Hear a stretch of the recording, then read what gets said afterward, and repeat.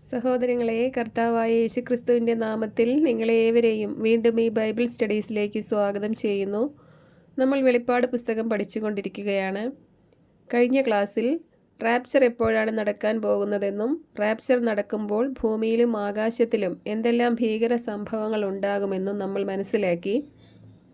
ഇനി ഇന്നത്തെ ക്ലാസ്സിൽ നമ്മളെ ഇങ്ങനെ റാപ്ചർ ചെയ്ത് സ്വർഗത്തിലേക്ക് കൊണ്ടുപോകുന്നത് എന്തിനൊക്കെ വേണ്ടിയാണ്, അല്ലെങ്കിൽ നമ്മളെക്കുറിച്ചുള്ള ദൈവത്തിൻ്റെ പദ്ധതികൾ എന്തൊക്കെയാണ്, അല്ലെങ്കിൽ നമ്മൾ സ്വർഗത്തിൽ ചെന്നിട്ട് എന്തൊക്കെയാണ് ചെയ്യാൻ പോകുന്നത്, ഇതാണ് ഇന്ന് മനസ്സിലാക്കാൻ പോകുന്നത്. 5-ാം മുദ്രയിൽ കണ്ട രക്തസാക്ഷികളോട് ദൈവം പറഞ്ഞത്, എണ്ണം തികഞ്ഞ് നമ്മളെല്ലാവരും കൂടെ അവിടെ എത്തുന്നതുവരെ അല്പസമയം കൂടെ വിശ്രമിക്കുക എന്നാണ്. അപ്പോൾ എണ്ണം തികഞ്ഞ് നമ്മളും കൂടെ അവിടെ എത്തിക്കഴിഞ്ഞാൽ പിന്നെ അവരുടെ വിശ്രമ ദിവസങ്ങൾ അവസാനിച്ച് നമ്മളും അവരും ഒന്നിച്ച് വെള്ളനിലയങ്കി ധരിച്ചവരായി ക്രിസ്തുവിൻ്റെ കൂട്ടവകാശം പ്രാപിച്ചവരായി ക്രിസ്തുവിനോടൊത്ത് നമ്മുടെ ജോലിയിലേക്ക് പ്രവേശിക്കുകയാണ്. 6-ാം മുദ്ര വരെ ക്രിസ്തുവിൽ മരിച്ചവരെല്ലാവരും വിശ്രമാവസ്ഥയിലായിരുന്നു എന്ന് ഈ 5-ാം മുദ്രയിലെ വാക്യങ്ങളിൽ നിന്നും നമുക്ക് മനസ്സിലാക്കാം. എന്നാൽ അവരോടൊത്ത് നമ്മളും 6-ാം മുദ്രയിൽ ഭൂമിയിലെ ജോലി പൂർത്തീകരിച്ച് സ്വർഗത്തിലെ ജോലിയിലേക്ക് പ്രമോഷൻ കിട്ടി അവിടെ എത്തും. അപ്പോൾ മുതൽ എന്തൊക്കെ ജോലിയാണ് ഈ സമയം മുതൽ നമുക്ക് ചെയ്യാനുള്ളത്? 7-ാം മുദ്ര മുതൽ നമ്മൾ സ്വർഗത്തിലെ നമ്മുടെ ജോലി ചെയ്തു തുടങ്ങുകയാണ്. ആദ്യമേ മനസ്സിലാക്കുക, നമ്മൾ റാപ്ചർ ആയത് തന്നെ നമ്മൾ ക്രിസ്തുവിൻ്റെ മഹത്വമുള്ള ശരീരം പോലെ രൂപാന്തരം പ്രാപിച്ചതുകൊണ്ടാണ്. നമ്മുടെ കർത്താവായ യേശുക്രിസ്തുവിൻ്റെ മഹത്വം പ്രാപിക്കാൻ വേണ്ടി തന്നെയാണ് നമ്മളെ ഈ കൃപയുടെ സുവിശേഷത്തിലൂടെ രക്ഷയ്ക്ക് വിളിച്ചത്. അപ്പോൾ റാപ്ചർ ആയപ്പോൾ മുതൽ നമ്മൾ നമ്മുടെ ശിരസായ ക്രിസ്തുവിനോട് ചേർന്നിരിക്കുകയാണ്. ക്രിസ്തുവിൻ്റെ അതേ മഹത്വവും ക്രിസ്തുവിൻ്റെ കൂട്ടവകാശവും പ്രാപിച്ചിരിക്കുകയുമാണ്. അതുകൊണ്ട് ഇപ്പോൾ മുതൽ കർത്താവ് ചെയ്യാൻ പോകുന്ന കാര്യങ്ങളിലെല്ലാം നമുക്കും പങ്കാളിത്തമുണ്ടായിരിക്കും. ഇപ്പോൾ മുതൽ, അതായത് 7-ാം മുദ്ര മുതൽ തുടങ്ങാൻ പോകുന്ന ലോകത്തിൻ്റെ ന്യായവിധിയിൽ നമുക്കും ചിലതൊക്കെ ചെയ്യാനുണ്ട്. നമ്മുടെ പ്രാർത്ഥനകളാണ് ഇപ്പോൾ ദൈവസന്നിധിയിലേക്ക് ഉയരുന്നത്. ദൈവം നമ്മുടെ പ്രാർത്ഥനകൾക്ക് ഉത്തരം നൽകാൻ പോവുകയാണ്. അതുകൊണ്ടാണ് പൗലോസ് അപ്പസ്തോലൻ പറഞ്ഞത്, നിങ്ങൾ ലോകത്തെ വിധിക്കേണ്ടവരാണെന്ന് നിങ്ങൾ അറിയുന്നില്ലേ എന്ന്. നിങ്ങൾ ദൂതന്മാരെ വിധിക്കേണ്ടവർ ആണെന്നും പറഞ്ഞിരിക്കുന്നു. ഏത് ദൂതന്മാരെ? നമുക്കും പണ്ടേ സ്വർഗത്തിലായിരിക്കുന്ന ദൂതന്മാരെ വിധിക്കേണ്ട ആവശ്യമില്ല. വീണുപോയ അനേകം ദൂതന്മാരുണ്ട്. ഇത്രയും കാലം മനുഷ്യവർഗത്തെ പ്രലോഭനത്തിലും കെണിയിലുമാക്കി മനുഷ്യരെ വാണവരാണവർ. ഇപ്പോൾ മുതൽ, അതായത് ഈ 7-ാം മുദ്ര മുതൽ നമ്മൾ അവരെ വാഴാൻ പോവുകയാണ്.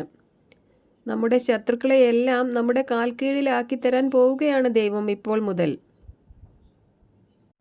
ഇപ്പോൾ മുതൽ നമ്മൾ ക്രിസ്തുവിനോടൊപ്പം അവരെയെല്ലാം ന്യായം വിധിക്കുന്ന ജോലിയിൽ പങ്കാളികളാകാൻ പോവുകയാണ്. പൗലോസ് അപ്പസ്തോലൻ പറയുകയാണ്, ദൈവം തൻ്റെ ക്രോധം വെളിവാക്കാനും ശക്തി അറിയിക്കാനും ആഗ്രഹിച്ചുകൊണ്ട് നശിപ്പിക്കപ്പെടാൻ വേണ്ടി നിർമ്മിച്ച ക്രോധപാത്രങ്ങളോട് വലിയ ക്ഷമ കാണിച്ചെങ്കിൽ അതിലെന്ത്? അത് താൻ മഹത്വത്തിനായി മുൻകൂട്ടി തയ്യാറാക്കിയിരിക്കുന്ന കൃപാപാത്രങ്ങൾക്കു വേണ്ടിയുള്ള തൻ്റെ മഹത്വത്തിൻ്റെ സമ്പത്ത് വെളിപ്പെടുത്താൻ വേണ്ടിയാണ് എന്ന്. അതായത് ഈ കൃപാകാലം അത്രയും ദൈവം സകല മനുഷ്യർക്കും സൗജന്യമായി രക്ഷ പ്രാപിക്കാൻ അവസരം തന്നിരിക്കുകയാണ്. എന്നാൽ ഈ സൗജന്യ രക്ഷാകാലത്ത് ഈ കൃപ സ്വീകരിച്ചില്ലെങ്കിൽ പിന്നെ വരാൻ പോകുന്നത് ദൈവക്രോധമാണ്. ലോകം മുഴുവനും ആ ക്രോധകാലത്തിലൂടെ കടന്നു പോകുന്ന ഈ ദിവസങ്ങളിൽ നമുക്കായി ദൈവം ഒരുക്കി വെച്ച കൃപയുടെയും മഹത്വത്തിൻ്റെയും സമ്പത്ത് എത്ര വലുതായിരിക്കുമെന്ന് അന്ന് നമ്മൾ മനസ്സിലാക്കും. അതായത് ഇന്ന് നമ്മൾ പ്രസംഗിക്കുന്ന ഈ കൃപയുടെ സുവിശേഷം തിരസ്കരിക്കുന്ന ലോക മനുഷ്യരുടെ മേലാണ് ദൈവക്രോധം വരാൻ പോകുന്നത്. 7 വർഷം മഹോപദ്രവകാലം യഹൂദർക്ക് മാത്രമുള്ള കഷ്ടകാലമാണ് എന്ന് വിചാരിക്കുന്നവരുണ്ട്. എന്നാൽ അങ്ങനെയല്ല. അത് യഹൂദന് മാത്രമല്ല, ഇവിടെ ശേഷിക്കാൻ പോകുന്ന എല്ലാവർക്കും വരും. എന്നാൽ ദൈവം അവരുടെ രക്ഷയ്ക്കായി അവരുടെ അടുക്കിലേക്ക് അയക്കുന്ന 2 പ്രവാചകന്മാരെ അന്നവർ കൊല്ലാൻ കൂട്ടുനിൽക്കും എന്ന കാരണത്താലാണ് അവർക്കുള്ള ശിക്ഷ 7 ഇരട്ടിയായി 7-ാമത്തെ കാഹളത്തിലും 7-ാമത്തെ കലശത്തിലും വരാൻ പോകുന്നത്. അതാണ് വ്യത്യാസം. ബാക്കിയുള്ള 6 വരെയുള്ളതും സകല ഭൂമിയിലുമാണ് എന്ന് കഴിഞ്ഞ ക്ലാസ്സുകളിൽ നമ്മൾ മനസ്സിലാക്കിയതാണ്. അപ്പോൾ പൗലോസ് അപ്പസ്തോലൻ പറഞ്ഞ വാക്കുകളുടെ അർത്ഥം എന്താണ്? നമ്മൾ 6-ാം മുദ്രയിൽ ലോകത്തെ വിറപ്പിച്ചുകൊണ്ട് മരണത്തെ ജയിച്ച് ഇവിടുന്ന് റാപ്ചറായി സ്വർഗത്തിൽ ദൈവസന്നിധിയിൽ ക്രിസ്തുവിൻ്റെ മഹത്വവും കൂട്ടവകാശവും വെള്ള നിലയങ്കിയും ധരിച്ച് നിന്ന ശേഷമാണ് 7-ാം മുദ്രയും ലോകത്തിൻ്റെ ന്യായവിധിയും തുടർന്ന് 1000 ആണ്ടും ശേഷം വരാൻ പോകുന്ന നിത്യതയും എല്ലാം ആരംഭിക്കാൻ പോകുന്നത്.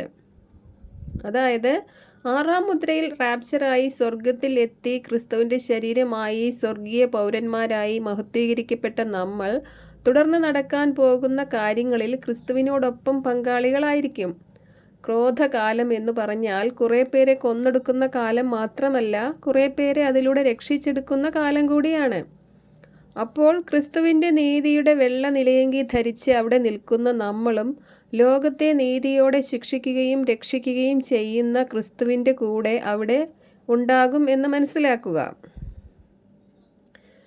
നമ്മൾ ആരാകാൻ പോകുന്നു, അല്ലെങ്കിൽ നമ്മളെ എന്തിനെല്ലാം വേണ്ടിയാണ് സ്വർഗത്തിലേക്ക് കൊണ്ടുപോകുന്നത് എന്നതാണ് ഇന്നത്തെ വിഷയം. അപ്പോൾ എന്തിനൊക്കെയാണ്? ഒന്നാമതായി നമ്മുടെ കർത്താവായ യേശുക്രിസ്തുവിൻ്റെ മഹത്വം പ്രാപിക്കാൻ വേണ്ടിയാണ്.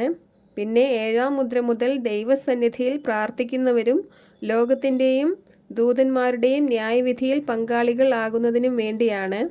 അങ്ങനെ ഈ കൃപാകാലത്ത് ദൈവ കൃപ സ്വീകരിച്ച് നമുക്ക് വേണ്ടി ദൈവം ഒരുക്കിയിരിക്കുന്ന മഹത്വത്തിൻ്റെ സമ്പത്ത് നമുക്ക് വെളിപ്പെടുത്തി തരുന്നതിന് വേണ്ടിയുമാണ് നമ്മളെ കൊണ്ടുപോകുന്നത്. പിന്നെയും അനേക കാരണങ്ങളുണ്ട്. അതെല്ലാം എന്തൊക്കെയാണെന്ന് നമുക്ക് നോക്കാം. 6-ാം മുദ്രയിൽ സ്വർഗത്തിൽ എത്തി പൗലോസ് പറഞ്ഞ പ്രകാരം നീതിയുടെ കിരീടവും ക്രിസ്തുവിൻ്റെ നീതിയുടെയും മഹത്വത്തിൻ്റെയും രാജത്വത്തിൻ്റെയും പൗരോഹിത്യത്തിൻ്റെയും വെള്ള നിലയങ്കിയും ധരിച്ച് നമ്മുടെ പ്രാർത്ഥനകൾക്ക് ലോകത്തിലുള്ളവരെ ശിക്ഷിക്കാനും രക്ഷിക്കാനും കഴിയും എന്ന് മനസ്സിലാകുന്ന നിമിഷം മുതൽ ദൈവം നമുക്കായി ഒരുക്കിയ മഹത്വത്തിൻ്റെ സമ്പത്ത് എത്ര വലുതാണെന്ന് നമുക്ക് മനസ്സിലായി തുടങ്ങും. ശ്രദ്ധിക്കുക, 5-ാം മുദ്രയിൽ കണ്ട വിശുദ്ധർ പ്രാർത്ഥിച്ചപ്പോൾ അവരോട് അല്പസമയം കൂടി വിശ്രമിക്കാനാണ് പറഞ്ഞത്.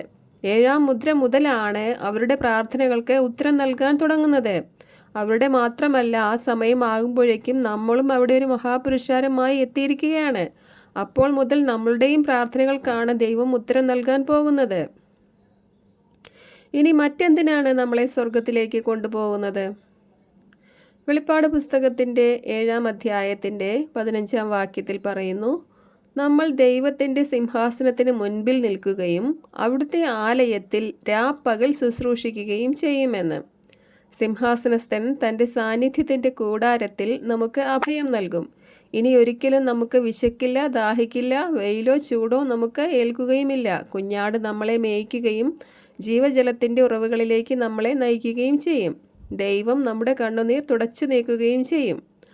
അപ്പോൾ എല്ലാ കഷ്ടപ്പാടുകളും അവസാനിച്ച് സ്വർഗത്തിലെ ദേവാലയത്തിൽ രാപ്പകൽ ദൈവ സാന്നിധ്യത്തിൽ ആയിരിക്കാനും ശുശ്രൂഷ ചെയ്യാനുമാണ് നമ്മളെ കൊണ്ടുപോകുന്നത്. ദേവാലയ ശുശ്രൂഷ എന്ന് പറഞ്ഞാൽ ദൈവത്തെയും മനുഷ്യരെയും തമ്മിൽ കണക്ട് ചെയ്യുന്ന ശുശ്രൂഷകളാണ്. യഹൂദർ സ്വർഗത്തിലെ ദേവാലയത്തിൻ്റെ അതേ മാതൃകയിൽ ഭൂമിയിൽ പണി കഴിപ്പിച്ച ആലയത്തിൻ്റെ ശുശ്രൂഷകരായിരുന്നു. എന്നാൽ നമ്മളോ അതിൻ്റെ ഒറിജിനലായ സ്വർഗത്തിലെ ദേവാലയത്തിൻ്റെ ശുശ്രൂഷകർ ആകാനാണ് പോകുന്നത്. എന്ന് പറഞ്ഞാൽ ഭൂമിയിലുള്ളവരുടെ മീഡിയേറ്റേഴ്സ് ആയിട്ടാണ് നമ്മൾ ഇപ്പോൾ സ്വർഗത്തിൽ നിൽക്കുന്നത്. ക്രിസ്തു മഹാപുരോഹിതനാണെങ്കിൽ ക്രിസ്തുവിൻ്റെ ശരീരമായ നമ്മളും ആ പൗരോഹിത്യ ശുശ്രൂഷയുടെ പങ്കാളികൾ ആകാൻ പോവുകയാണ്. വെള്ള നിലയങ്കി കാണിക്കുന്നത് ഇതെല്ലാമാണ്. ഭൂമിയിലെ ആലയത്തിൻ്റെ അതിപരിശുദ്ധ സ്ഥലത്തേക്ക് അവരിലെ പ്രധാന പുരോഹിതനു മാത്രമേ പ്രവേശിക്കാൻ അനുമതിയുണ്ടായിരുന്നുള്ളൂ. അതും ആണ്ടിലൊരിക്കൽ മാത്രം സ്വന്തം പാപത്തിനു വേണ്ടിയും ജനത്തിൻ്റെ പാപത്തിനു വേണ്ടിയും അർപ്പിക്കാനുള്ള രക്തവുമായി ഭയത്തോടെ പ്രവേശിക്കണമായിരുന്നു. അല്ലെങ്കിൽ അവർ മരിച്ചു വീഴുമായിരുന്നു. എന്നാൽ ഇപ്പോൾ നമ്മളോ ക്രിസ്തുവിൻ്റെ ശരീരമായതിനാൽ ക്രിസ്തുവിൻ്റെ യോഗ്യതയാൽ സ്വർഗത്തിലെ ആലയത്തിൻ്റെ ശുശ്രൂഷകരും ക്രിസ്തുവിൻ്റെ പൗരോഹിത്യത്തിൻ്റെ കൂട്ടവകാശികളും ആയിരിക്കുകയാണ്. അതായത് നമ്മളിപ്പോൾ സകലത്തിൻ്റെ സൃഷ്ടാവും അത്യുന്നതനുമായ ദൈവത്തിൻ്റെ സ്വന്തം മക്കളും ക്രിസ്തുവിൻ്റെ സഹോദരങ്ങളും ദൈവത്തോട് ഏറ്റവും അടുത്ത് നിൽക്കുന്നവരുമായി മാറിയിരിക്കുകയാണ്. സ്വർഗരാജ്യത്തിലെ സ്ഥാനങ്ങളിൽ മനുഷ്യർക്ക് ലഭിക്കാവുന്ന ഏറ്റവും ഉന്നതമായ സ്ഥാനമാണിത്. ഇതെല്ലാം നമുക്ക് മനസ്സിലാക്കി തരാൻ വേണ്ടിയാണ് നമ്മൾ ക്രിസ്തുവിൻ്റെ ശരീരമാണെന്നും ക്രിസ്തു നമ്മുടെ ശിരസാണെന്നും നമ്മൾ ക്രിസ്തുവിൻ്റെ കൂട്ടവകാശികളാണെന്നും എല്ലാം പറഞ്ഞു തന്നിരിക്കുന്നത്. ഇനി മറ്റെന്തിനു വേണ്ടിയാണ് നമ്മളെ സ്വർഗത്തിലേക്ക് കൊണ്ടുപോകുന്നത്? വരും കാലങ്ങളിൽ ദൈവമഹത്വവും ദൈവകൃപയുടെ സമൃദ്ധിയും പ്രകീർത്തിക്കേണ്ടതിനാണ് നമ്മളെ തിരഞ്ഞെടുത്തിരിക്കുന്നത് എന്ന് വചനത്തിൽ പറഞ്ഞിരിക്കുന്നു. അതായത് യാതൊരു യോഗ്യതയും ഇല്ലാതിരുന്നിട്ടും ക്രിസ്തുവിൽ വിശ്വസിച്ചു എന്ന യോഗ്യതയാൽ സ്വർഗരാജ്യത്തിലെ ഏറ്റവും ഉയർന്ന സ്ഥാനത്ത് ഇരുത്തുമ്പോൾ ആ സ്ഥാനം നമുക്ക് ലഭിച്ചത് ദൈവകൃപയാൽ മാത്രമാണെന്ന് മനസ്സിലാക്കി ആ ദൈവകൃപയെ എല്ലാവരോടും പ്രകീർത്തിക്കുന്നവരായി മാറും നമ്മൾ. അതായത് ദൈവത്തിൻ്റെ വിവിധങ്ങളായ സ്വഭാവ സവിശേഷതകളിൽ ഏറ്റവും മുന്നിട്ട് നിൽക്കുന്നതും പ്രകീർത്തിക്കേണ്ടതും ദൈവസ്നേഹവും ദൈവകൃപയുമാണ്. തൻ്റെ ഏകജാതനായ പുത്രനെ നമുക്ക് നൽകുവാൻ തക്കവണ്ണം ദൈവം നമ്മളെ സ്നേഹിച്ചു. പുത്രനോ നമുക്ക് വേണ്ടി സ്വർഗീയ മഹിമകളെ വിട്ട് നിന്ദനവും പരിഹാസവും ചമ്മട്ടിയടിയും തുപ്പലും എല്ലാം ഏറ്റുവാങ്ങി ഒടുവിൽ അവസാന തുള്ളി രക്തം വരെയും നമുക്കായി ചിന്തി നമുക്ക് വേണ്ടി പാപയാഗമായി. ആ ത്യാഗത്തിൻ്റെ ഫലമായാണ് നമ്മൾ മഹത്വമണിഞ്ഞ് നിത്യകാലം ബാക്കിയുള്ള എല്ലാവർക്കും മീതെ സ്വർഗത്തിൽ ഇരിക്കാൻ പോകുന്നത്. അപ്പോൾ എത്ര താഴേക്കും അഗ്നി തടാകത്തിലേക്കും പോകേണ്ടവരാണ് ഇപ്പോൾ സ്വർഗത്തിൽ ഏറ്റവും ഉയർന്ന സ്ഥാനത്ത് ആയിരിക്കുന്നത് എന്ന് മനസ്സിലാകുമ്പോൾ നമ്മൾ ആ ദൈവകൃപയെ പ്രകീർത്തിക്കുന്നവരാകും. ഇനി മറ്റെന്തിനാണ് നമ്മളെ സ്വർഗത്തിലേക്ക് കൊണ്ടുപോകുന്നത്? അത് ഇസ്രായേൽ ജനത്തെ അസൂയപ്പെടുത്തുന്നതിനും പ്രകോപിപ്പിക്കേണ്ടതിനുമാണ്. അതെന്തിനാണ്? കാരണം അവർ ദൈവത്തെ എല്ലായ്പ്പോഴും പ്രകോപിപ്പിച്ചവരാണ്. ദൈവം അവരെ തിരഞ്ഞെടുത്ത് മറ്റെല്ലാ മനുഷ്യരെക്കാളും ഉയർത്തി മറ്റു ജനങ്ങളെ ഭരിക്കാനുള്ള രാജാക്കന്മാരും പുരോഹിതന്മാരുമാക്കാൻ ആഗ്രഹിച്ചു. എങ്കിലും അവർ എല്ലായ്പ്പോഴും ദൈവത്തെ ഉപേക്ഷിച്ചു ദൈവമല്ലാത്തതിനെ ആരാധിച്ചുകൊണ്ട് ദൈവത്തെ പ്രകോപിപ്പിച്ചു. ദൈവത്തിൽ അവർ അസൂയ ഉണർത്തി മിഥ്യാമൂർത്തികളാൽ അവർ ദൈവത്തെ പ്രകോപിപ്പിച്ചു. അതുകൊണ്ട് ഇപ്പോൾ ദൈവം അവരെക്കാൾ താഴ്ന്നു കിടന്നവരും അവരാൽ ഭരിക്കപ്പെടേണ്ടവരുമായ നമ്മളെ ഇപ്പോൾ അവരെക്കാളും ഉയർത്തി സ്വർഗത്തിൽ എത്തിച്ച് അവർക്ക് മുകളിൽ നമ്മളെ രാജാക്കന്മാരും പുരോഹിതന്മാരും ആക്കിയിരിക്കുകയാണ്. റീപ്ലേസ്മെൻറ്റ് തിയോളജി അല്ല ഈ പറയുന്നത്. അവർക്ക് വാഗ്ദാനം ചെയ്ത രാജകീയ പൗരോഹിത്യം അവർക്ക് ദൈവം നൽകുക തന്നെ ചെയ്യും. എന്നാൽ നമുക്ക് തരാൻ പോകുന്നത് അവർക്കും മീതെയുള്ള രാജകീയ പൗരോഹിത്യമാണ്. അവർ ഭൂമിയിലായിരുന്നു കൊണ്ട് ഭൂമിമേൽ വാഴുമെങ്കിൽ നമ്മൾ സ്വർഗത്തിലായിരുന്നു കൊണ്ട് ഭൂമിമേൽ വാഴും. അതാണ് പറഞ്ഞത്, അവരെ അസൂയപ്പെടുത്താൻ വേണ്ടിയാണ് നമ്മളെ സ്വർഗത്തിലേക്ക് കൊണ്ടുപോകുന്നത് എന്ന്. അതായത് അവർക്ക് അസൂയ തോന്നുന്ന വിധമുള്ള ഒരു സ്ഥാനമായിരിക്കും നിത്യതയിൽ നമുക്കുണ്ടായിരിക്കുക. ഇക്കാര്യത്തിലും ദൈവം നീതിമാനാണ്. അതായത് അവർക്ക് വാഗ്ദാനം ചെയ്തത് അവർക്ക് തന്നെ കൊടുക്കും. എന്നാൽ അവർക്ക് വാഗ്ദാനം ചെയ്തിട്ടില്ലാത്തതും അതിനേക്കാൾ ഉയർന്നതുമായ മറ്റൊരു സ്ഥാനം നമുക്ക് തരാൻ വകുപ്പുണ്ട്. ഇതാണ് ദൈവം യുഗങ്ങളോളം ആരോടും പറയാതെ സൂക്ഷിച്ചിരുന്നതും പൗലോസിലൂടെ വെളിപ്പെടുത്തി തന്നതുമായ രഹസ്യം.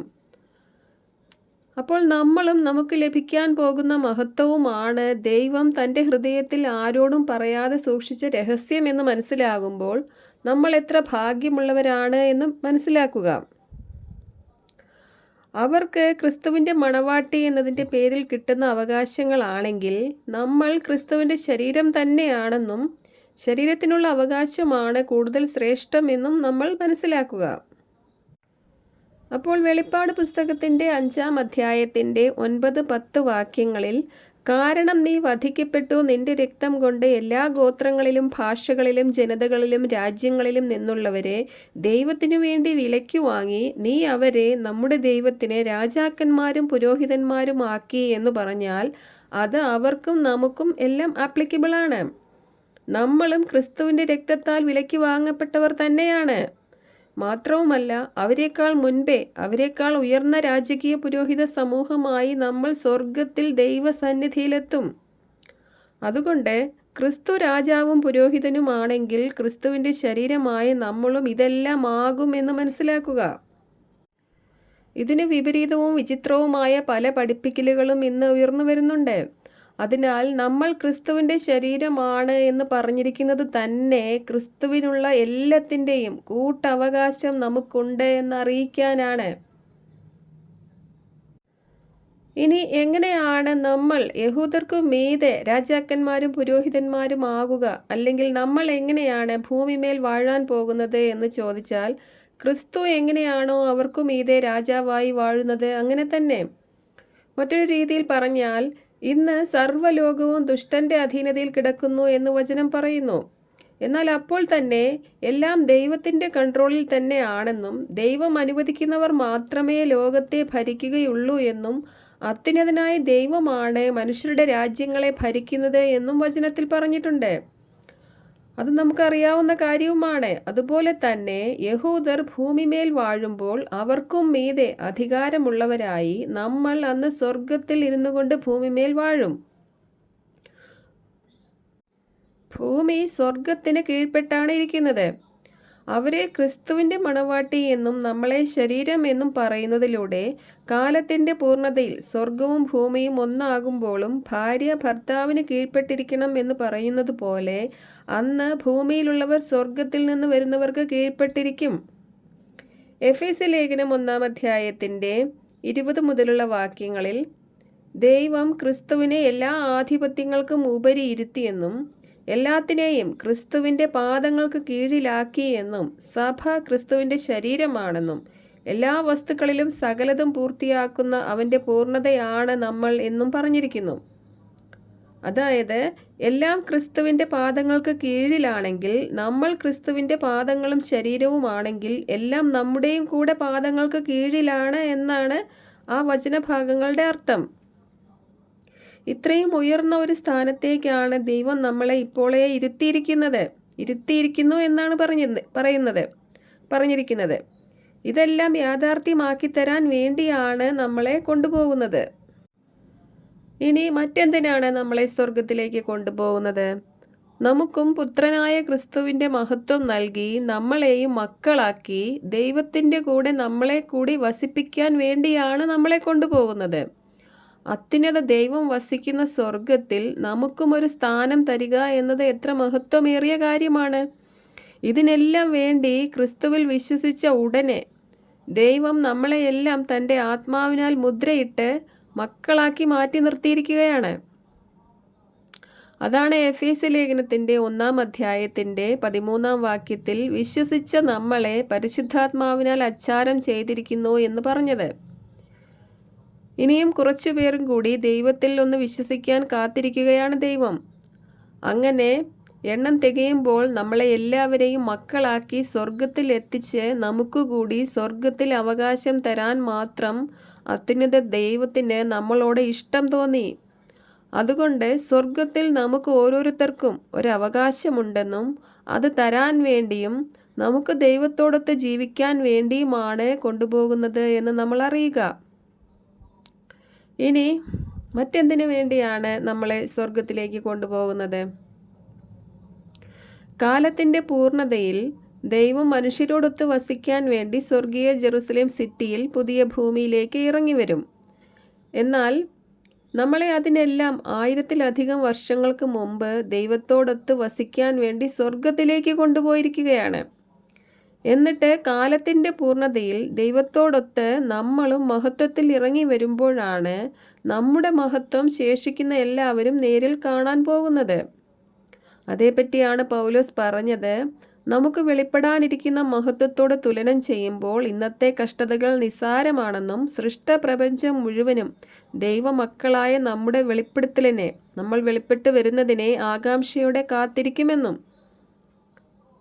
അപ്പോൾ നിത്യത ആരംഭിക്കുന്നതിനും 1000-ലധികം വർഷങ്ങൾക്ക് മുമ്പ് നമ്മളെ സ്വർഗത്തിലേക്ക് കൊണ്ടുപോയതിൻ്റെ പിന്നിൽ ദൈവത്തിന് വ്യക്തമായ ചില പദ്ധതികളുണ്ട്. ദൈവം യുഗങ്ങളോളം വെളിപ്പെടുത്താതിരുന്ന ഈ രഹസ്യ പദ്ധതി ദൈവം വെളിപ്പെടുത്തി കൊടുത്തത് പൗലോസ് അപ്പസ്തോലനാണ്. ഈ രഹസ്യ പദ്ധതിയെ ഇംഗ്ലീഷ് ബൈബിളിൽ മിസ്റ്ററി ഓഫ് ഹിസ് വിൽ എന്ന് പറഞ്ഞിരിക്കുന്നു. മലയാളത്തിൽ തൻ്റെ ഹിതത്തിൻ്റെ മർമ്മം എന്ന് സത്യവേദ പുസ്തകത്തിലും തൻ്റെ പദ്ധതിയുടെ രഹസ്യം എന്ന് POC ബൈബിളിലും പറഞ്ഞിരിക്കുന്നു. ബൈബിളിൽ മിസ്റ്ററി അഥവാ മർമ്മം അഥവാ രഹസ്യം എന്ന് പറഞ്ഞിരിക്കുന്ന എല്ലാ മിസ്റ്ററീസിനും ഒരു പ്രത്യേകതയുണ്ട്. അത് വെളിപ്പെടുത്തി തന്നു കഴിഞ്ഞാലും പലർക്കും അതിൻ്റെ അർത്ഥം മനസ്സിലാകാതെ മിസ്റ്ററിയായി തന്നെ ഇരിക്കും. എന്നാൽ ദൈവകൃപയും ദൈവാത്മാവും ആരിലെല്ലാം അധികമായി ഉണ്ടോ അവർക്ക് ദൈവത്തിൻ്റെ നിഗൂഢ രഹസ്യങ്ങൾ മനസ്സിലായി വരും. ദൈവം ഹൃദയങ്ങളെ പരിശോധിക്കുന്നവനാണ്. ദൈവത്തെ ആർക്കും കബളിപ്പിക്കാൻ സാധിക്കുകയില്ല. നമ്മുടെ ലക്ഷ്യവും മാർഗവും എല്ലാം ദൈവം അറിയുന്നു. അതുകൊണ്ട് ദൈവവചനത്തിന് മുൻപിൽ ലാഭേച്ഛ കൂടാതെ ഇരുന്നാൽ ദൈവം നമുക്ക് പലതും മനസ്സിലാക്കി തരും. ഈ ലോകത്തിലെ ആവശ്യങ്ങൾക്കു വേണ്ടി മാത്രം ക്രിസ്തുവിൽ പ്രത്യാശ വെച്ചിട്ടുള്ളവർ എല്ലാ മനുഷ്യരെയുംക്കാൾ ഭാഗ്യഹീനരാണ്, നിർഭാഗ്യരാണ് എന്ന് വചനത്തിൽ പറഞ്ഞിരിക്കുന്നു. സ്വർഗത്തിലുള്ള കാര്യങ്ങൾ അന്വേഷിക്കാനാണ് നമ്മളോട് ആവശ്യപ്പെട്ടിരിക്കുന്നത്. ഈ വെളിപ്പാട് പുസ്തകത്തിലാണ് സ്വർഗത്തിലെ ഏറ്റവും കൂടുതൽ കാര്യങ്ങൾ എഴുതിയിരിക്കുന്നത്. അതുകൊണ്ടാണ് നമ്മൾ വെളിപ്പാട് പുസ്തകം ഇപ്പോൾ പഠിച്ചുകൊണ്ടിരിക്കുന്നത്. അപ്പോൾ എന്താണ് സ്വർഗത്തിലെ ദൈവം യുഗങ്ങളോളം നിഗൂഢമാക്കി വെച്ചതും പൗലോസിന് വെളിപ്പെടുത്തി കൊടുത്തതുമായ ആ പദ്ധതി?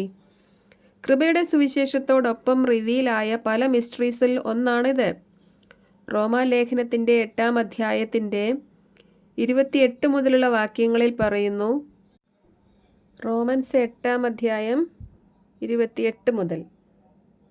അവിടുത്തെ പദ്ധതി അനുസരിച്ച് വിളിക്കപ്പെട്ടവർക്ക് അവിടുന്ന് സകലതും നന്മയ്ക്കായി പരിണമിപ്പിക്കുന്നു എന്ന് നമുക്കറിയാമല്ലോ. അവിടുന്ന് മുൻകൂട്ടി അറിഞ്ഞവരെ തൻ്റെ പുത്രൻ്റെ സാദൃശ്യത്തോട് അനുരൂപരാക്കാൻ മുൻകൂട്ടി നിശ്ചയിക്കുകയും ചെയ്തു.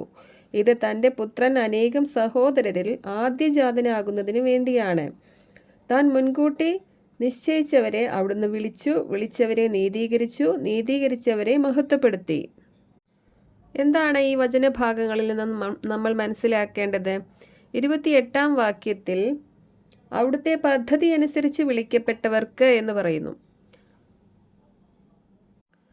അപ്പോൾ ദൈവത്തിനൊരു പദ്ധതിയുണ്ട് എന്നും അതിനു വേണ്ടിയാണ് നമ്മളെ വിളിച്ചിരിക്കുന്നത് എന്നുമാണ് പറഞ്ഞിരിക്കുന്നത്.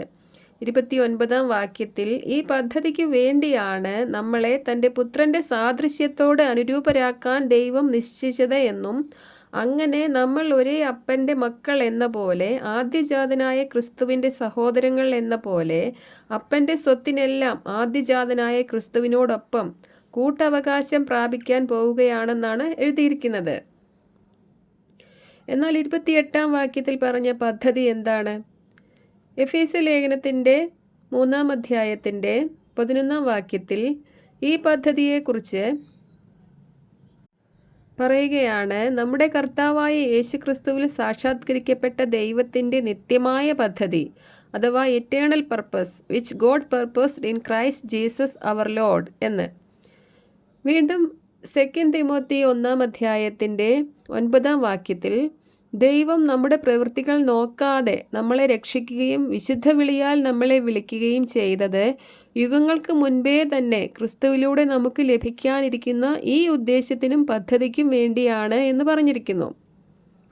ഇതൊരു ഹൈ കോളിംഗ് ആണെന്നും ഇതൊരു ഹോളി കോളിംഗ് ആണെന്നും പൗലോസ് വീണ്ടും വീണ്ടും പറയുന്നുണ്ട്. എന്നാൽ എന്താണ് ഈ പദ്ധതിയും അതിൻ്റെ ശ്രേഷ്ഠതയും? പൗലോസ് അപ്പോസ്തലൻ ഈ പദ്ധതിയെക്കുറിച്ച് എല്ലാ സഭകളിലും പഠിപ്പിച്ചിട്ടുള്ളതിനാൽ പിന്നീട് പൗലോസ് ഇതേപ്പറ്റി പറയുമ്പോൾ ഈ പദ്ധതിയെന്നും ദൈവത്തിൻ്റെ ഉദ്ദേശമെന്നും ദൈവത്തിൻ്റെ ഹിതമെന്നും ലക്ഷ്യമെന്നും മിസ്റ്ററി ഓഫ് ഹിസ് വിൽ എന്നും എല്ലാം പറയുകയാണ്. എന്നാൽ ഈ പദ്ധതിയുടെ രഹസ്യത്തെപ്പറ്റി എഫേസ്യ ലേഖനത്തിലാണ് കൂടുതലായി പറഞ്ഞിട്ടുള്ളത്.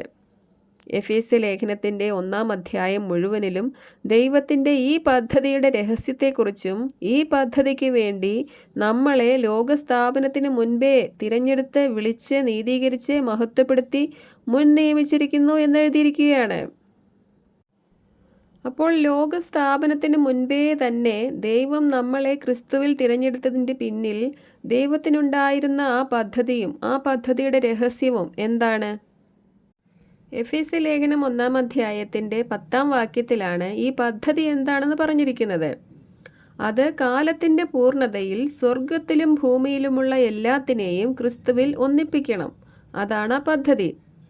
അതായത് ക്രിസ്തുവിൻ്റെ ശരീരമായി നേരത്തെ സ്വർഗത്തിലേക്ക് പോയ നമ്മളും 1000 ആണ്ട് ഭൂമിയിലായിരുന്ന യഹൂദരും എല്ലാം 1000 ആണ്ടിൻ്റെ കാത്തിരിപ്പിൻ്റെ ശേഷം ക്രിസ്തുവിൽ ഒന്നാകണം. സ്വർഗത്തിൽ നിന്ന് ഇറങ്ങി വരാൻ പോകുന്ന സ്വർഗീയ ജെറുസലേം സിറ്റിയിൽ വെച്ചാണ് ഈ ഒന്നാകൽ അഥവാ കുഞ്ഞാടിൻ്റെ വിവാഹം എന്നുകൂടി വിശേഷിപ്പിച്ചിരിക്കുന്ന ഈ ദൈവിക പദ്ധതി നടക്കാൻ പോകുന്നത്. ഈ പദ്ധതി പൂർത്തിയാക്കുന്ന ക്രിസ്തുവിൻ്റെ പൂർണ്ണത ക്രിസ്തുവിൻ്റെ ശരീരമായ നമ്മളായിരിക്കും എന്നാണ് ഈ പദ്ധതിയുടെ രഹസ്യം. അപ്പോൾ ദൈവത്തിനൊരു പദ്ധതിയുണ്ട്, ആ പദ്ധതിക്കൊരു രഹസ്യവും ഉണ്ട്. ഇത് ദൈവം ആരോടും പറയാതെ യുഗങ്ങളോളം ഹൃദയത്തിൽ സൂക്ഷിച്ച ഒരു രഹസ്യമാണ്. ഈ പദ്ധതിക്ക് വേണ്ടിയാണ് നമ്മളെ വിളിച്ചിരിക്കുന്നത് എന്ന് പറഞ്ഞാൽ, സ്വർഗത്തിലുള്ളവരെയും ഭൂമിയിലുള്ളവരെയും എല്ലാം ക്രിസ്തുവിൽ ഒന്നാക്കുമ്പോൾ ക്രിസ്തുവിൽ നമ്മളുമുണ്ട്. അതായത് ഭൂമിയിലുള്ളവരെ സ്വർഗത്തിലെ ദൈവത്തോട് ബന്ധിപ്പിക്കുക എന്ന ഈ ജോലിക്ക് വേണ്ടി ആണ് നമ്മളെ വിളിച്ചിരിക്കുന്നത്. ക്രിസ്തുവിൻ്റെ സ്ഥാനാപതികളായി ഈ നിരപ്പിൻ്റെ ശുശ്രൂഷ തന്നെയാണ് ഇന്നും നമ്മൾ ചെയ്യുന്നത്. എന്നാൽ ഇന്ന് നമ്മളെ ലോകം വിലമതിക്കുന്നില്ല. എന്നാൽ അന്ന് ലോകത്തിലുള്ളവർ നമ്മളെ വിലമതിച്ചേ മതിയാകൂ. ഈ ഒരു പദ്ധതിക്ക് വേണ്ടിയാണ് നമ്മളെ ക്രിസ്തുവിൽ മുന്നേ കൂട്ടി തിരഞ്ഞെടുത്ത് നിയോഗിച്ചിരിക്കുന്നത് എന്നാണ് എഫേസ്യ ലേഖനത്തിൻ്റെ 1-ാം അധ്യായത്തിൻ്റെ 12-ാം വാക്യത്തിൽ പറയുന്നത്. ഈ പദ്ധതിയുടെ ശ്രേഷ്ഠതയും അന്ന് നമുക്ക് ലഭിക്കാനിരിക്കുന്ന മഹത്വത്തിൻ്റെ സമൃദ്ധിയും മനസ്സിലാക്കാൻ നമ്മുടെ ആന്തരിക നേത്രങ്ങളെ ദൈവം പ്രകാശിപ്പിക്കട്ടെ എന്ന് പൗലോസ് തുടർന്ന് പ്രാർത്ഥിക്കുകയാണ്. വെളിപ്പാട് പുസ്തകത്തിൻ്റെ 21-22 അധ്യായങ്ങളിൽ സ്വർഗവും ഭൂമിയും ഒന്നാകാൻ പോകുന്ന ഈ സ്വർഗീയ ജെറുസലേം സിറ്റിയുടെ പ്രത്യേകതകളും ഭംഗിയുമാണ് വർണ്ണിച്ചിരിക്കുന്നത്. 1000 ആണ്ടിന് ശേഷമുള്ള ഈ സമയത്ത് സൃഷ്ടപ്രപഞ്ചം മുഴുവനും 1000 വർഷങ്ങൾക്ക് മുൻപേ ക്രിസ്തുവിൻ്റെ മഹത്വം പ്രാപിച്ച് ഇവിടുന്ന് കയറിപ്പോയ നമ്മൾ ക്രിസ്തുവിനോടൊപ്പം ഈ സിറ്റിയിൽ വെളിപ്പെട്ട് വരുന്നത് കാണാൻ ആകാംക്ഷയോടെ കാത്തിരിക്കുന്നുണ്ടാവും. അങ്ങനെ കർത്താവിനോടൊപ്പം നമ്മൾ കൂടി ഇറങ്ങി വരുമ്പോഴേ അവരുടെയും നമ്മളുടെയും സന്തോഷം പൂർണ്ണമാവുകയുള്ളൂ. ഇങ്ങനെ എല്ലാം പൂർണ്ണമാക്കാനും പൂർത്തിയാക്കാനും വേണ്ടിയാണ് നമ്മളെ മുന്നേ കൂട്ടി തിരഞ്ഞെടുത്ത് ക്രിസ്തുവിലാക്കി വച്ചിരിക്കുന്നത്. We are predestinated according to the purpose of his will. അതായത് സ്വർഗത്തെയും ഭൂമിയെയും ഒന്നാക്കണം എന്ന ദൈവത്തിൻ്റെ ഈ വലിയ പദ്ധതിയുടെ സാക്ഷാത്കാരത്തിനു വേണ്ടിയാണ് നമ്മളെ മുൻകൂട്ടി തിരഞ്ഞെടുത്ത് നിയോഗിച്ചിരിക്കുന്നത്. സ്വർഗത്തെയും ഭൂമിയെയും ഒന്നാക്കുന്ന ഈ ജോലിക്കു വേണ്ടി ഒരു മുൻകൂർ നിയമനം അല്ലെങ്കിൽ ഒരു പ്രീ അപ്പോയിൻമെൻ്റ് ഓർഡർ ലഭിച്ചവരാണ് നമ്മൾ. ഇതിനു വേണ്ടിയാണ് പുത്രനിൽ വിശ്വസിച്ച ഉടനെ നമ്മളെ ദൈവം തൻ്റെ ആത്മാവിനാൽ പുത്രനിലാക്കി മുദ്രയിട്ടിരിക്കുന്നത്. അതാണ് 13-ാം വാക്യത്തിൽ പറയുന്നത്. കടലാസിലോ കല്ലിലോ എഴുതിയ അക്ഷരങ്ങളുടെ ഉറപ്പല്ല ഈ മുദ്രയ്ക്കുള്ളത്, പിന്നെയോ ദൈവത്തിൻ്റെ ആത്മാവിനാൽ ഉറപ്പുള്ള ഒരു മുദ്രയാണിത്. എന്തിനു വേണ്ടിയാണ്? സ്വർഗത്തെയും ഭൂമിയെയും ഒന്നാക്കുക എന്ന ദൈവത്തിൻ്റെ ഈ വൻ പദ്ധതിക്ക് വേണ്ടി. അപ്പോൾ ദൈവം മനുഷ്യരോട് കൂടെ വസിക്കാനും രക്ഷിച്ചെടുത്ത എല്ലാവരെയും സ്വർഗീയ ജെറുസലേം സിറ്റി എന്ന ദൈവത്തിൻ്റെ ഈ കൂടാരത്തിൽ ഒന്നിച്ച് ചേർക്കാനും ആഗ്രഹിക്കുമ്പോൾ, അതിനായി ദൈവം നമ്മളെയും കൂട്ടി ഈ സ്വർഗീയ ജെറുസലേം സിറ്റിയിൽ ഭൂമിയിലേക്ക് ഇറങ്ങി വരാൻ ആഗ്രഹിക്കുമ്പോൾ, അതിനു വേണ്ടിയാണ് നമ്മളെ ആദ്യം സ്വർഗത്തിലേക്ക് കൊണ്ടുപോയത് തന്നെ, ആ പദ്ധതിക്ക് വേണ്ടി. അങ്ങനെ ദൈവത്തോടൊപ്പം നമ്മൾ ഈ സിറ്റിയിൽ ഇറങ്ങി വരാൻ ദൈവം ആഗ്രഹിക്കുമ്പോൾ സ്വർഗത്തിലേക്ക് പോയ നമ്മൾ തിരികെ വരികയേ ഇല്ല എന്ന് ആരെങ്കിലും പറഞ്ഞാൽ അതെന്തൊരു വലിയ അബദ്ധമായിരിക്കും എന്ന് ചിന്തിക്കുക. ഇതിനു വേണ്ടിയാണ് നമ്മളെ തിരഞ്ഞെടുത്തതും നിയോഗിച്ചിരിക്കുന്നതും എന്നാണ് എഫേസ്യ ലേഖനത്തിൽ പറഞ്ഞിരിക്കുന്നത്. ഇങ്ങനെ ഇറങ്ങി വന്നെന്ന് കരുതി ആരുടെയും സ്ഥാനം കുറഞ്ഞു പോവുകയില്ല. ദൈവം തന്നെ ഇറങ്ങി വരാൻ പോവുകയാണ്. ദൈവത്തോടൊപ്പമാണ് നമ്മളും ഇറങ്ങി വരാൻ പോകുന്നത്. നമ്മൾ അന്നും സ്വർഗീയ പൗരത്വമുള്ളവർ തന്നെയായിരിക്കും. ദൈവവും കുഞ്ഞാടും ഉള്ളിടത്ത് നമ്മളും ഉണ്ടാകും. പിതാവും പുത്രനും നമ്മളും എല്ലാം അടങ്ങുന്ന സ്വർഗീയ വൃന്ദം മുഴുവനും ഇറങ്ങി വരുന്ന ഈ സമയത്താണ് ഭൂമിയിലായിരിക്കുന്ന യഹൂദർ ഇതിലേക്ക് പ്രവേശിക്കാൻ പോകുന്നത്. ഇതേപ്പറ്റിയാണ് ഹെബ്രായ ലേഖനത്തിൻ്റെ 12-ാം അധ്യായത്തിൻ്റെ 22 മുതലുള്ള വാക്യങ്ങളിൽ പൗലോസ് യഹൂദരോട് പറയുന്നത്. അവർ പ്രവേശിക്കാൻ വരുന്നത് പണ്ട് അവർ ഭയന്ന് വിറച്ച സീനായി മലയിലേക്കല്ല, പിന്നെയോ സിയോൻ മലയിലേക്കും ജീവിക്കുന്ന ദൈവത്തിൻ്റെ നഗരമായ സ്വർഗീയ ജെറുസലേമിലേക്കും ആണ് എന്ന്. അങ്ങനെ അവർ ഇതിലേക്ക് പ്രവേശിക്കാൻ വരുമ്പോൾ ഈ സ്വർഗീയ ജെറുസലേം സിറ്റിയിൽ ദൈവത്തിൻ്റെയും കുഞ്ഞാടിൻ്റെയും സകല സ്വർഗീയ വൃന്ദങ്ങളോടുമൊപ്പം നമ്മളുമുണ്ട് എന്നുള്ളത് മുൻപൊരു ക്ലാസ്സിൽ നമ്മൾ പഠിച്ചതാണ്. അവർ ആയിരുന്നു ആദ്യം പ്രവേശിക്കേണ്ടിയിരുന്നത്. എന്നാൽ അവർ പിൻപന്മാരാവുകയും നമ്മൾ അവർക്ക് മുൻപേ അവരെ അസൂയപ്പെടുത്തും വിധം മുൻപന്മാരും അവരെക്കാൾ ഉയർന്ന സ്ഥാനക്കാരുമായി.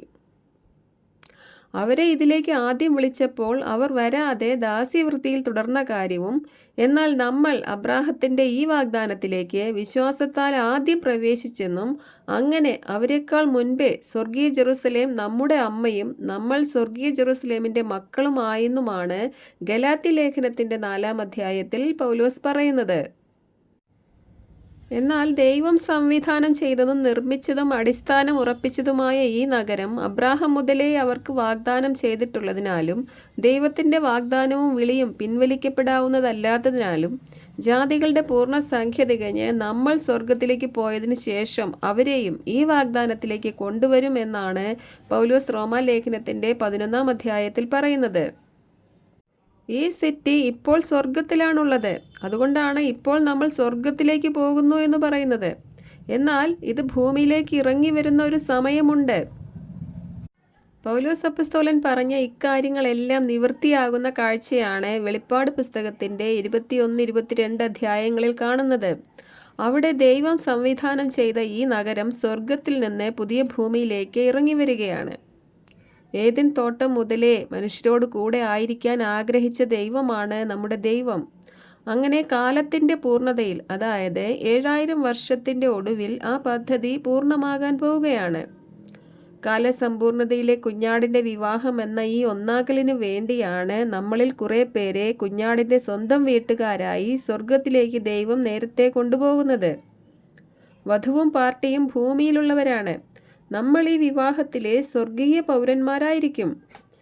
വെളിപ്പാട് പുസ്തകം 21-ാം അധ്യായത്തിൻ്റെ 3-ാം വാക്യത്തിൽ പറയുകയാണ്, ഇതാ ദൈവത്തിൻ്റെ കൂടാരം മനുഷ്യരോടുകൂടെ, അവിടുന്ന് അവരോടൊത്തു വസിക്കും, അവിടുന്ന് അവരോട് കൂടെ ആയിരിക്കുകയും ചെയ്യും.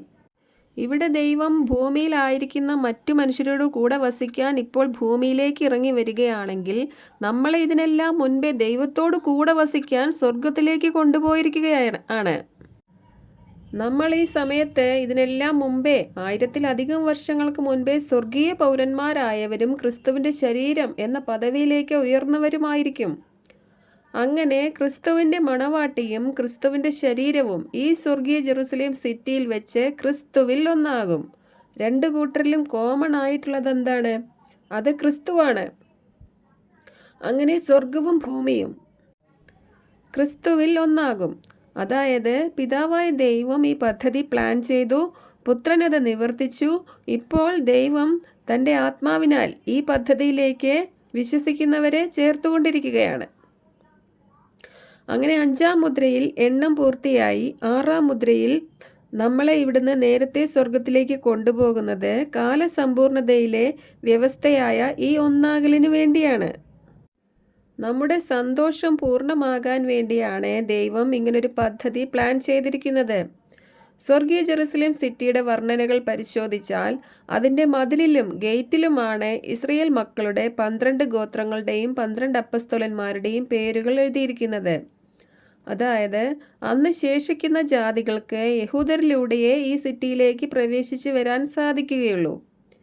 എന്നാൽ റാപ്ചറായി പോയപ്പോൾ മുതൽ നമ്മൾ ദൈവസിംഹാസനത്തിൻ്റെ മുൻപിൽ നിൽക്കുന്നവരും സിംഹാസനത്തിൽ നിന്ന് പുറപ്പെടുന്ന ജീവജല നദിയുടെയും ജീവവൃക്ഷത്തിൻ്റെയും അരികിലുള്ളവരും വിശപ്പും ദാഹവും മാറിയവരുമായിരിക്കും.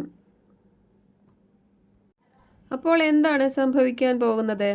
ദേവാലയമില്ലാതെ ദൈവം മനുഷ്യരോട് കൂടെ വസിക്കാൻ പോകുന്ന കാലസമ്പൂർണതയിലെ ഈ വ്യവസ്ഥയിൽ പ്രാകാരമാകുന്ന പുതിയ ഭൂമിയിൽ നിന്നും ജനങ്ങൾ ദൈവദർശനം ലഭിക്കാനും അവർക്ക് വിശപ്പും ദാഹവും മാറാനും ഹീലിംഗ് ലഭിക്കാനും അവർ ഇസ്രയേലാകുന്ന ഗേറ്റ് വഴി പരിശുദ്ധ സ്ഥലത്തിലൂടെ പ്രവേശിച്ച് അതിപരിശുദ്ധ സ്ഥലത്തിൻ്റെ ശുശ്രൂഷകരായ നമ്മൾ വഴി ദൈവസിംഹാസനത്തിൻ്റെ മുൻപിൽ വന്ന് ദൈവദർശനം ലഭിച്ച് മടങ്ങും.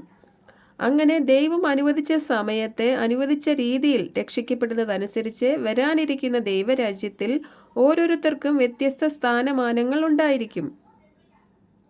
ഈ കൃപാകാലത്തെ ദൈവകൃപ സ്വീകരിച്ച നമ്മൾ തന്നെ ആയിരിക്കും അന്നും എന്നും ദൈവസിംഹാസനത്തിൻ്റെ മുൻപിൽ ദൈവ സാന്നിധ്യത്തിൻ്റെ ഏറ്റവും അടുത്ത് നിൽക്കുന്നവർ. ഇസ്രായേൽ മക്കളുടെ സ്ഥാനം ഗേറ്റിലും മതിലിലുമാണ് അവരുടെ പേരുകൾ എത്തിയിരിക്കുന്നത് എങ്കിൽ നമ്മൾ നിൽക്കുന്നത് ദൈവസിംഹാസനത്തിൻ്റെ അടുക്കൽ ആയിരിക്കും. ഇങ്ങനെയാണ് അന്ന് ദൈവം നമ്മളെ മഹത്വപ്പെടുത്താൻ പോകുന്നത്. ദൈവവചനമായ ക്രിസ്തു യഹൂദരുടെ അടുക്കിലേക്ക് വന്നപ്പോൾ അവരെ ദൈവങ്ങൾ എന്ന് ക്രിസ്തു വിളിച്ചു. എന്താണ് അതിൻ്റെ അർത്ഥം? എപ്പോഴാണ് യഹൂദർ ദൈവങ്ങളാവുക? ട്രിബുലേഷന് ശേഷം ദൈവം അവരെ റീസ്റ്റോർ ചെയ്ത് അവരെ മഹത്വപ്പെടുത്തി അവർ ഭൂമിയിൽ വാഴുമ്പോൾ അന്ന് ശേഷിക്കുന്ന ജാതികൾക്കെല്ലാം യഹൂദർ ദൈവങ്ങളെ പോലെയാകും. ഇന്ന് തന്നെ അവർ യുദ്ധങ്ങളിൽ ജയിക്കുമ്പോൾ ജനങ്ങൾ അവരെ പുകഴ്ത്തുന്നതും അങ്ങനെ ജനങ്ങൾ ഇസ്രയേലിൻ്റെ ദൈവത്തെ മഹത്വപ്പെടുത്തുന്നതും നമ്മൾ കണ്ടുകൊണ്ടിരിക്കുകയാണ്. അപ്പോൾ അവർ ഭൂമിമേൽ വാഴുന്ന ആ സമയത്ത് ശേഷിക്കുന്ന ജാതികൾക്ക് യഹൂദരിലൂടെ അല്ലാതെ ക്രിസ്തുവിലേക്കോ ദൈവത്തിലേക്കോ പ്രവേശനം ലഭിക്കുകയില്ല എന്ന അവസ്ഥ വരുമ്പോൾ അന്നു മുതൽ ശേഷിക്കുന്ന ജാതികൾക്കെല്ലാം യഹൂദർ ദൈവങ്ങളെ പോലെയാകും. അന്ന് വിവിധ ഭാഷകൾ സംസാരിക്കുന്ന 10 പേർ ഒരു യഹൂദൻ്റെ വസ്ത്രത്തിൽ പിടിച്ചുകൊണ്ട് ഞങ്ങൾ നിന്റെ കൂടെ വരികയാണ്, ദൈവം നിന്നോടുകൂടെ ഉണ്ട് എന്ന് പറയും. അങ്ങനെയാണ് ദൈവം അവരെ മഹത്വപ്പെടുത്താൻ പോകുന്നത്. അങ്ങനെയെങ്കിൽ അവരെക്കാൾ ഉയർന്ന പൊസിഷനിൽ ദൈവത്തോടൊപ്പം ഇറങ്ങി വരുന്നവരും ദൈവസിംഹാസനത്തിൻ്റെ അടുത്ത് നിൽക്കുന്നവരുമായ നമ്മൾ അവർക്കുപരിയായി അധികം മഹത്വപ്പെട്ടവർ ആയിരിക്കും. ദൈവം തൻ്റെ നിത്യരാജ്യം ആരംഭിക്കുമ്പോൾ ഓരോരുത്തർക്കും ലഭിക്കാൻ പോകുന്ന സ്ഥാനമാനങ്ങളാണിത്. അന്ന് ശേഷിക്കുന്ന ജാതികൾക്ക് ഉപരിയായി യഹൂദരും യഹൂദർക്ക് ഉപരിയായി നമ്മളും നമ്മൾക്ക് ശിരസായി ക്രിസ്തുവും ക്രിസ്തുവിൻ്റെ ശിരസായി ദൈവവും ഉണ്ടായിരിക്കും. ഇതാണ് ദൈവരാജ്യത്തിലെ ഒരു ഹൈറാർക്കി അഥവാ ഓർഡർ. അപ്പോൾ ഇത്രയും ഉന്നതമായ ഒരു വിളിയിലേക്കാണ് നമുക്ക് വിളി ലഭിച്ചിരിക്കുന്നത് എന്നറിയുക. അപ്പോൾ എന്തിനൊക്കെ വേണ്ടിയാണ് നമ്മളെ ക്രിസ്തുവിൽ വിളിച്ചിരിക്കുന്നത്? അത് ക്രിസ്തുവിൻ്റെ അതേ പുനരുത്ഥാനത്തിൻ്റെ ശക്തി നമ്മൾ അറിയേണ്ടതിനും ക്രിസ്തുവിൻ്റെ മഹത്വം നമ്മൾ പ്രാപിക്കേണ്ടതിനുമാണ്. അങ്ങനെ ദൈവമക്കളാകാനും ക്രിസ്തുവിനുള്ള എല്ലാത്തിൻ്റെയും കൂട്ടവകാശം പ്രാപിക്കാനും വേണ്ടിയാണ്. അങ്ങനെ 6-ാം മുദ്രയിൽ റാപ്ചറായി സ്വർഗത്തിലെത്തി 7-ാം മുദ്ര തുറക്കുമ്പോൾ മുതൽ ദൈവസന്നിധിയിൽ നിൽക്കുന്നവരും പ്രാർത്ഥിക്കുന്നവരും 7-ാം മുദ്ര മുതൽ തുടങ്ങാനിരിക്കുന്ന ലോകത്തിൻ്റെ ന്യായവിധിയിലും ദൂതന്മാരുടെ ന്യായവിധിയിലും പങ്കാളികളാകേണ്ടതിനും വേണ്ടിയാണ്.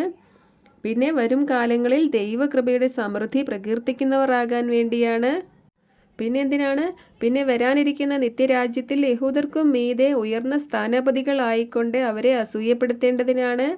പിന്നെ ദൈവസന്നിധിയിൽ ദൈവത്തെ മുഖാമുഖം കണ്ട് ആരാധിക്കേണ്ടതിനും വിശപ്പും ദാഹവും മാറി ശേഷിക്കുന്നവരുടെ വിശപ്പും ദാഹവും മാറ്റേണ്ടതിന് ദൈവസന്നിധിയിൽ എപ്പോഴും ആയിരിക്കേണ്ടതിനാണ്.